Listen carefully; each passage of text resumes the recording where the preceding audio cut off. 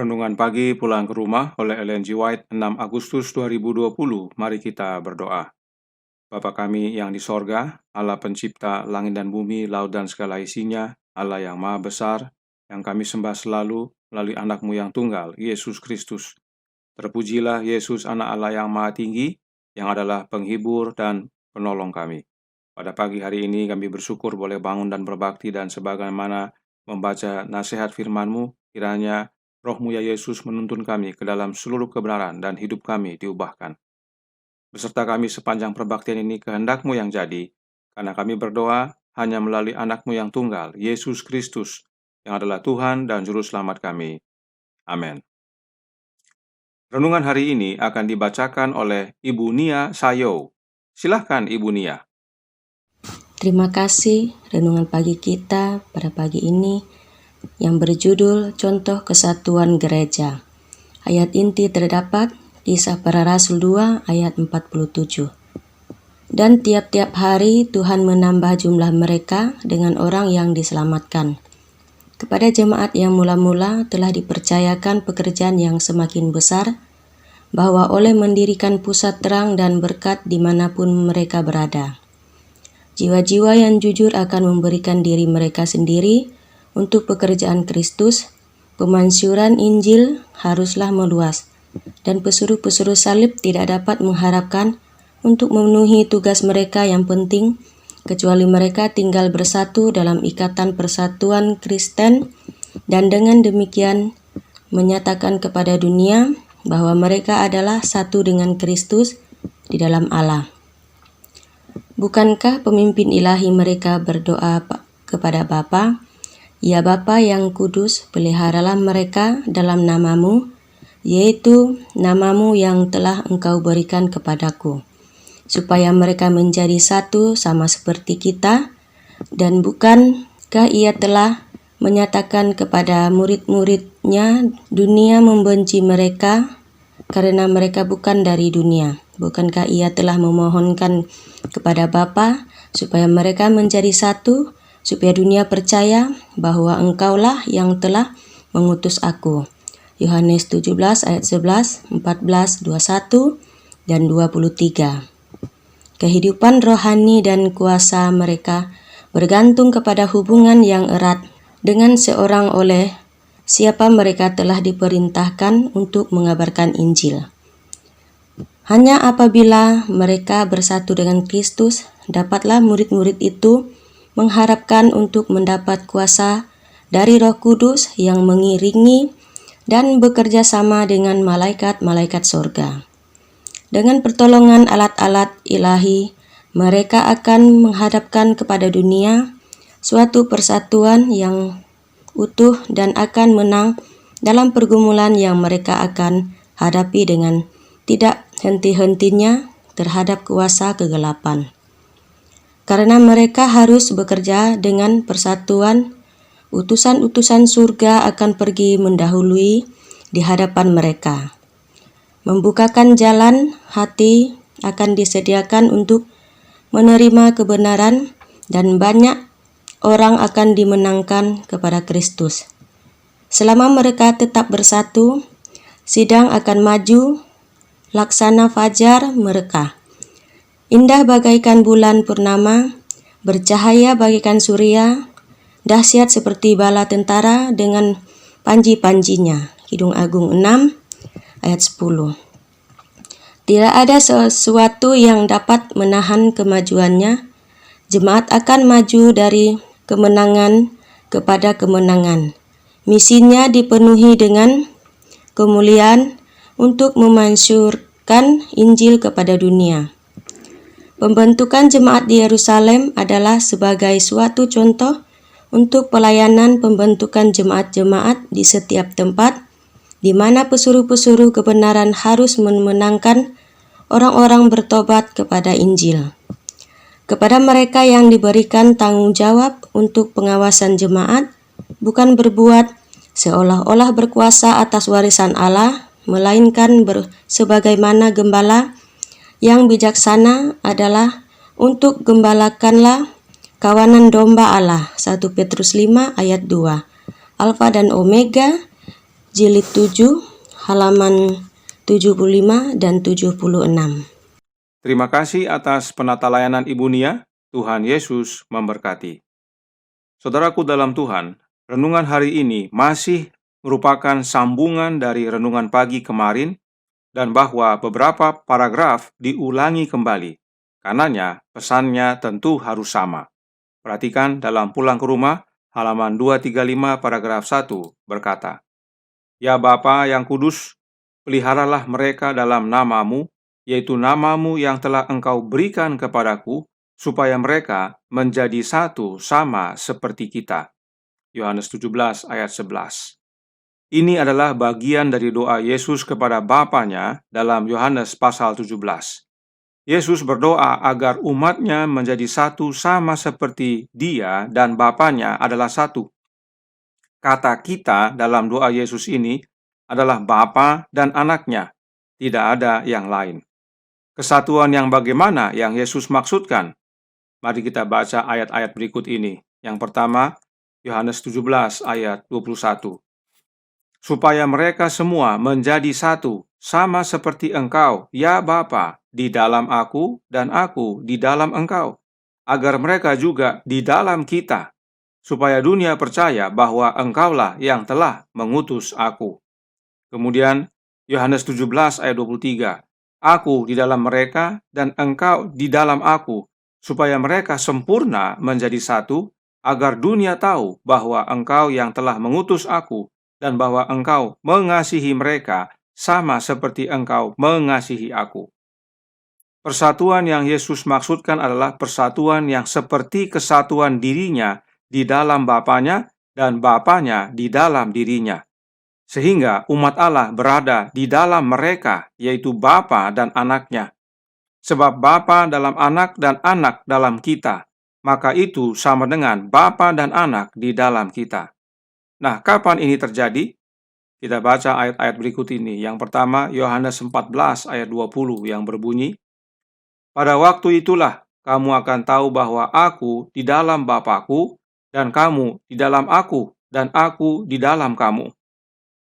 Kemudian Yohanes 14 ayat 22 dan 23 berkata, Yudas yang bukan Iskariot berkata kepadanya, "Tuhan, apakah sebabnya maka engkau hendak menyatakan dirimu kepada kami dan bukan kepada dunia?" Jawab Yesus, "Jika seorang mengasihi aku, ia akan menuruti firman-Ku, dan Bapa-Ku akan mengasihi dia, dan kami akan datang kepadanya dan diam bersama-sama dengan dia." Perhatikan cara Yesus menjelaskan. Yang pertama, pada waktu itu adalah pada waktu hari Pentakosta. Itu sebabnya dalam terjemahan King James disebutkan at that day, atau pada hari itu, yaitu pada hari Pentakosta. Kemudian yang kedua, siapa yang mengasihi Yesus akan menuruti firman-Nya, dan karena mengasihi Yesus serta menuruti firman-Nya, maka Bapa akan mengasihi orang tersebut. Dan kami, kata Yesus, siapa kami ini? Bapa dan anak. Datang kepada orang tersebut dan diam bersama-sama dengan dia. Hal ini selaras dalam doanya tadi. Nah, apa yang terjadi pada hari Pentakosta? Kecurahan Roh Kudus. Melalui Roh-Nya, Bapa tinggal di dalam anak, dan melalui Roh-Nya Yesus tinggal dalam umat yang mula-mula. Itu sebabnya Yesus berkata, kami atau kita untuk menyatakan Bapanya dan dirinya. Sebab roh Bapa di dalam Yesus dan roh Yesus di dalam umatnya. Maka itu sama dengan Bapa dan anak dalam diri umatnya. Itulah sebabnya Yesus berkata, "Aku tidak akan meninggalkan kamu sebagai yatim piatu, aku datang kembali kepadamu." Yohanes 14 ayat 18. Bagaimana Yesus datang kembali? Melalui kehadiran roh-Nya yang dia sebut dengan penolong yang lain atau penghibur, atau roh kebenaran, atau Roh Kudus. Itu semua sama, yaitu kata ganti orang ketiga, third person, yang menyatakan tentang Yesus. Perhatikan, Yudas yang bukan Iskariot bertanya, "Tuhan, apakah sebabnya engkau hendak menyatakan dirimu kepada kami dan bukan kepada dunia?" Yudas tidak bertanya, "Tuhan, siapakah dia yang engkau sebut sebagai penghibur itu?" siapa namanya? Tidak. Yudas tidak tanya akan hal itu. Yang Yudas tanya adalah apa sebabnya Yesus menyatakan dirinya kepada mereka dan bukan kepada dunia. Ini artinya mereka mengerti bahwa penolong yang lain itu atau penghibur adalah Yesus itu sendiri. Tetapi bagaimana caranya? Perhatikan dalam King James dituliskan, "How is it that thou wilt manifest thyself unto us?" Yang artinya, bagaimana engkau mewujudkan dirimu kepada kami? Kenapa Yudas bertanya demikian? Karena dia tahu Yesus akan kembali kepada Bapanya, namun berkata akan datang kembali dan dunia tidak mengenal dia. Bagaimana itu bisa terjadi? Nanti pada hari Pentakosta baru mereka pahami makna perkataan Yesus ini, yaitu Bapa di dalam Anak dan Anak di dalam mereka. Ini penting umat Tuhan pahami, karena ini kebenaran tentang Roh Kudus dan Roh yang mempersatukan umat mula-mula. Perhatikan renungan hari ini menyatakan dalam Pulang ke Rumah, halaman 235, masih dalam paragraf pertama. Kehidupan rohani dan kuasa mereka bergantung kepada hubungan yang erat dengan seorang oleh siapa mereka telah diperintahkan untuk mengabarkan Injil. Siapa yang perintahkan murid-murid untuk kabarkan Injil? Yesus Kristus. Maka, kehidupan rohani dan kuasa bergantung kepada hubungan yang erat dengan Yesus Kristus. Inilah pelajaran yang kemarin juga sampaikan bahwa jemaat mula-mula dapat bersatu dan bekerja sama karena mereka menerima Roh Kristus dalam hidup mereka. Sebab roh itulah, rohnya Yesus tersebut adalah kuasa yang dijanjikan. Melalui rohnya, Kristus menyertai umatnya, memberikan kuasa kepada umatnya, mempersatukan umatnya. Perhatikan nasihat berikut ini dari Roh Nubuat yang tertulis dalam The Adventist Home halaman 179 paragraf 1 yang berbunyi, penyebab perpecahan dan perselisihan dalam keluarga dan dalam gereja adalah pemisahan dari Kristus. Mendekat kepada Kristus berarti mendekati kepada satu sama lain. Rahasia persatuan sejati di dalam gereja dan di dalam keluarga bukanlah diplomasi, bukan manajemen, bukan upaya manusia super untuk mengatasi kesulitan, meskipun akan banyak yang harus dilakukan, tetapi kesatuan dengan Kristus. Berpisah dari Kristus adalah perpecahan, dan kesatuan dengan Kristus adalah persatuan. Nah, bagaimana caranya? Kita sudah bahas secara ringkas, yaitu dengan menerima rohnya Kristus yang kudus. Dan nanti kita akan pelajari lagi dalam renungan pagi tanggal 23 Agustus. Jadi jangan lupa akan pelajaran hari ini, sebab akan sangat berhubungan dengan pelajaran tanggal 23 tersebut. Nah, dalam menggambarkan kesatuan, Nyonya White selalu menggunakan doa Yesus dalam Yohanes pasal 17. Salah seorang direktur dalam Ellen G. White Estate yang bernama Roger W. Kuhn menyatakan dalam bukunya The Great Visions of Ellen G. White, halaman 134 paragraf 2, berbunyi, dia sering membahas secara mendalam tentang kesatuan antara Bapa dan Anak Allah di sorga. Berulang kali mengangkatnya sebagai idaman bagi umat Kristen di bumi maksudnya, untuk ikuti. Dia sering berbicara tentang perlunya persatuan antara Kristus dan para pengikutnya, dan merujuk pada doa Kristus untuk persatuan di dalam gereja. Dalam Injil Yohanes pasal 17 setidaknya 50 kali, dia menyatakan bahwa doa tersebut, yang adalah catatan terpanjang doa Kristus dalam Alkitab, harus menjadi kredo dari gereja Masehi Advent hari ke-7. Dia di sini adalah Nyonya White. Jadi saudara Roger W. Kuhn, yang adalah salah satu direktur dalam Dewan Yayasan Ellen G. White, yang tentunya sudah membaca cukup banyak tulisan Roh Nubuat, menyatakan bahwa Nyonya White berulang kali menggunakan Yohanes pasal 17 sebagai gambaran ideal bagi persatuan gereja. Sedikitnya 50 kali dia gunakan Yohanes pasal 17 untuk menggambarkan persatuan ideal bagi jemaat di dunia ini. Nah, oleh karena itu, Nyonya White juga menyatakan bahwa Doa yang terpanjang tersebut, doa Kristus yang terpanjang dalam Alkitab, harus menjadi doktrin dasar, doktrin keyakinan gereja Advent. Bukankah ini suatu hal yang menarik? Bahwa Yohanes pasal 17, Nyonya White nyatakan harus menjadi doktrin dasar atau kredo dari gereja Masehi Advent hari ke-7. Karenanya, dalam suratnya nomor 43 tahun 1904, paragraf 10, Nyonya White menyatakan, kita perlu mempelajari dengan seksama dan penuh doa Kristus bagi para muridnya, persatuan mereka di dalam Kristus melalui kepercayaan akan kebenaran membawa kepada dunia kesaksian yang meyakinkan bahwa mereka diajar olehnya.